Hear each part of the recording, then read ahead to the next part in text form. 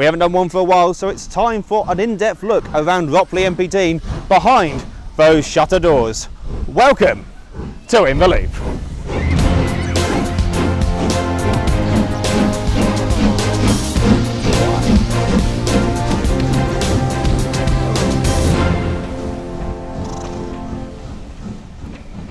Hello folks, and welcome to the Watercress line. Now, as always, before we go behind those shutters doors, it's time for a quick fire look around the railway to see what's been happening since the last episode.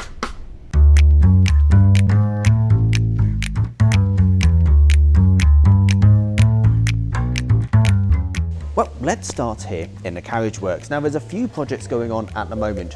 Further up, we've got one of the coaches which is currently in just a bit of snagging after the B exams. Here we've got the coach which we've been following. They've been doing some work on the crash pillars. As you can see, that's all repaired, and they're currently putting the plumbing back in, let's just say. So the only downer with these coaches, there was a bit of dismantling required. And we finish off with something surprisingly exciting. Now, I know what you're thinking, this coach is the definition of a fixer-upper. Surprisingly, it's actually structurally in pretty good nick. But the really exciting bit is yet to come, and I think you're going to love this project. So without further ado, let's pop inside and have a look. Well, the start of something very exciting indeed. So, first things first, what are we looking at? Well, this is a first open and FO.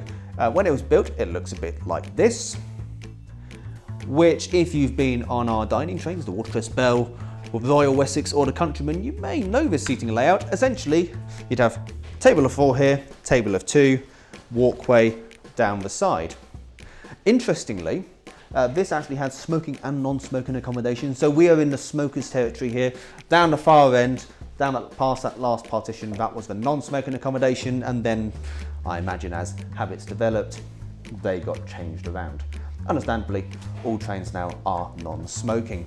This coach was also at one point going to be part of the Venice Simplon Orient Express. They had a rake of Mark I coaches which were destined to be part of the Orient Express, and then that project just didn't happen.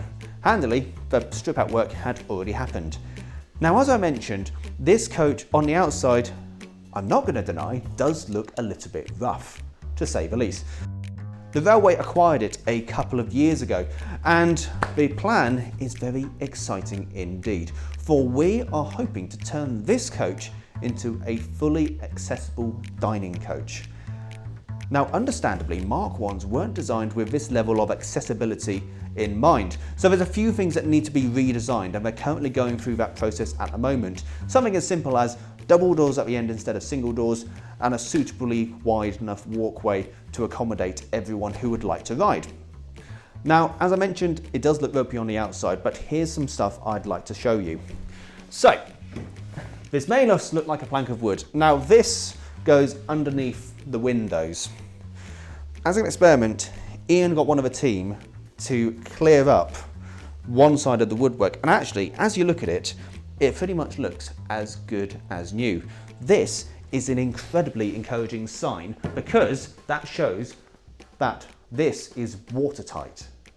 To give you a better example, another bit that's been cleared up, you can see the old and what's underneath. At the end, there's a joint. It fits up with another piece of wood, but normally when a carriage comes in for a lot of work, especially one which looks like it's in this condition, the top is normally rotten away and gone. Again, it's still there, it's pretty much perfect. So while it looks rough around the edges, it's actually a very good coach to have. We're really excited at what the Carriage team can do here. Naturally, we're going to be here every step of the way, and we'll do our best to keep you in the loop. Elsewhere around the railway, Nigel and his team from the S&T department are currently doing a bit of point maintenance. So where we've seen him in previous episodes taking the cover off, checking the interlocking and detection, today it's just a case of greasing, oiling, make sure everything is moving freely and everything is clear of vegetation. Understandably, when the signalman pulls the lever, the wire moves, you don't want to take half a tree with it.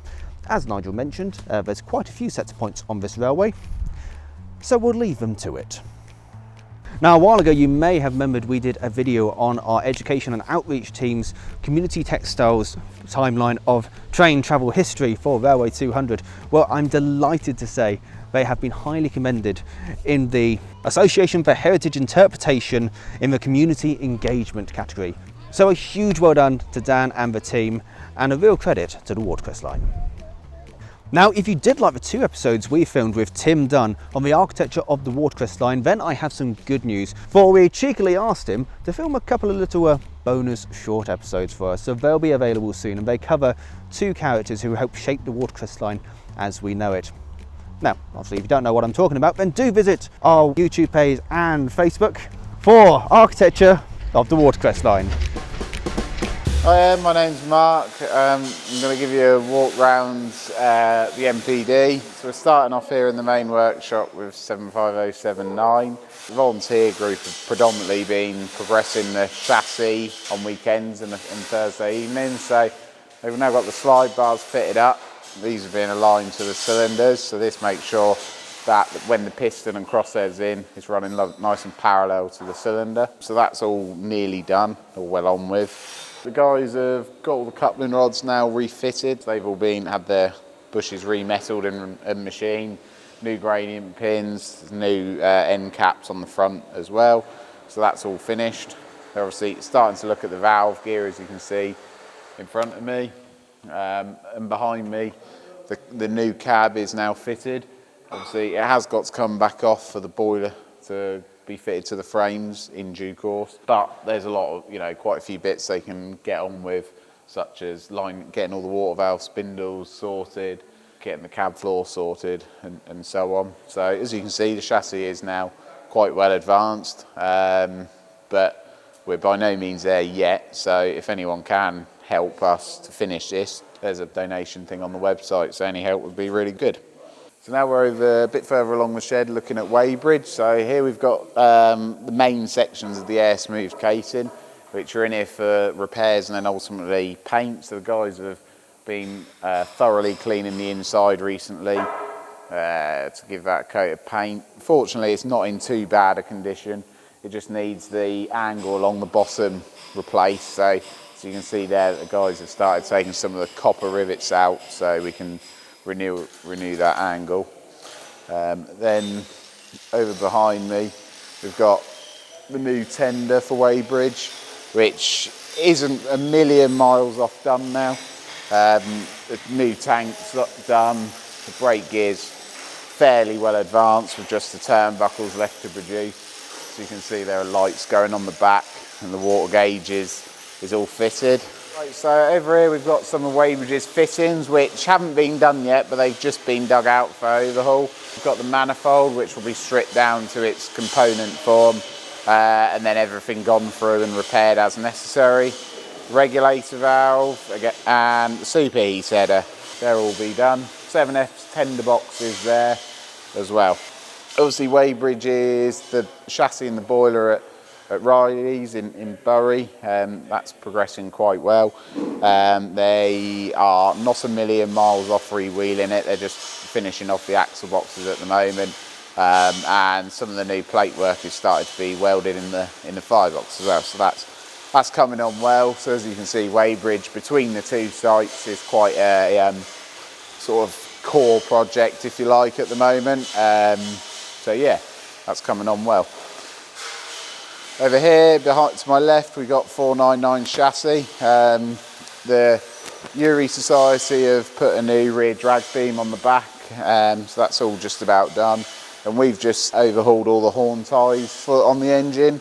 So they're the bit of steel at the bottom of the horn openings where the axle goes. So we've built those all up with weld and machined them back, so they're a nice tight fit, which stops any flex in the frames. Also in the machine shop we've got the axle boxes, which we made a start on, which you'll see in a minute. Now we're at the front of the workshop. I'm not going to go out into the yard as it's raining, but you can see a fair bit of what's going on from here. So everyone, the ones on Free Road, we've got Nelson. That was dug out at the boiler shop for display at the gala. It's also got some remedial work that the museum are going to be doing shortly. Unfortunately, overhaul is not starting, just to stop any speculation there. It's just to do a few bits and for display. And in the middle road, we've got the 45-ton steam crane, which is down here for the boilers to be retubed, so that's progressing. And then we've got 75079's new tender outside, which is pretty well done. There's just a couple of last little bits to do on it, but yeah, that's pretty well done. It's had water in it. It's still got 2,500 gallons sitting in it as I speak, so that's been pretty successful and really does look good. Just over to the right, sitting on the pit road, we've got Campac, which has got a warming fire in it for tomorrow's service, and has just been having routine maintenance. Nothing too exciting, just routine maintenance to keep on top of it. So we're in the paint shop now, believe it or not. As you can see, it probably looks a bit different. We've had a full scaffold set up for doing coach roofs. You can see there's a coach in here at the minute, buffet coach, which is having the roof done. This one the roof was in quite horrible condition. So it's had a full strip back. I'm using sanding this, so that's got rid of all the old paint. There's just a little bit left to do, and now the bulk of it's in primer. Then it'll have a few coats of paint over the next few days to finish that off. Right, so we're in the machine shop now. Just show you a couple of bits that have been going on. So over here on the rack, we've got 75079's ejector exhaust ring, which is progressing. Then on the bench here, SR steam heat cock. We've been machining a batch of these for partly the coaches and also one for Weybridge's tender. And then on the bench here, we've got Weybridge's new brake valve with its steam brake. So that's a new brake valve being machined completely here. Yeah, a lot of work's gone into it and a really good job. And got the old steam brake here, which bolts on the side. That's being overhauled at the moment to have a new spindle and new seat and a couple of other bits. Right, over here we've got 499's axle boxes, which have just been started. So they've had a few bits being built up with bronze weld, where they've sort of worn away. On here, the horn plates, 2 axle boxes have got these plates screwed on. The others aren't old enough, so they haven't worn enough, but all the screws were loose on them, so while the plates are fine, we had to replace all the screws, and now we're just starting to, you can see on this one, just starting to work on skimming the back to flat. That will give us a nice datum for all the machining operations we do subsequently then. So up the yard, we're in the Uri Group's little area. As you can see, they're progressing the tender really well, the manufacturing of the new tank. As you can see, it's pretty well, it's got both sides on it now. This side just needs seal welding between each bit of plate. And the raves are just starting to go on. So yeah, it's really starting to take shape as well. Right, so the last part of the Loco walk round is here in the boiler shop. So first boiler here we've got is 499's boiler. We've only really just started work again in earnest. Fixing 506's boiler earlier in the summer took a little bit of priority. But yeah, we're on with this now. As you can see, it's got the new copper half size welded on, which it went to Seven Valley for the welding. So we're grateful to them for helping us out. You can see it's just got the foundation ring offered up above it now to try and make all the laps fit and get that fitting nicely. So yeah, that's just starting to progress again. We're also just in the position where we're about to order the new front tube plate as well. So yeah, that'll be good to see it and a good bit of progress to really get that going again. To my right, we've got a Bagnall boiler, which is for Quainton Road, Buckinghamshire Railway Centre. So this has been in here for contract overhaul. It's had some rivets in the firebox changed for patch screws. It's had new bits of plate welded on each side and a bit patched down the front corner. So that's progressing. Next stage with this really is to get the foundation ring riveted up again where the new plate's gone on.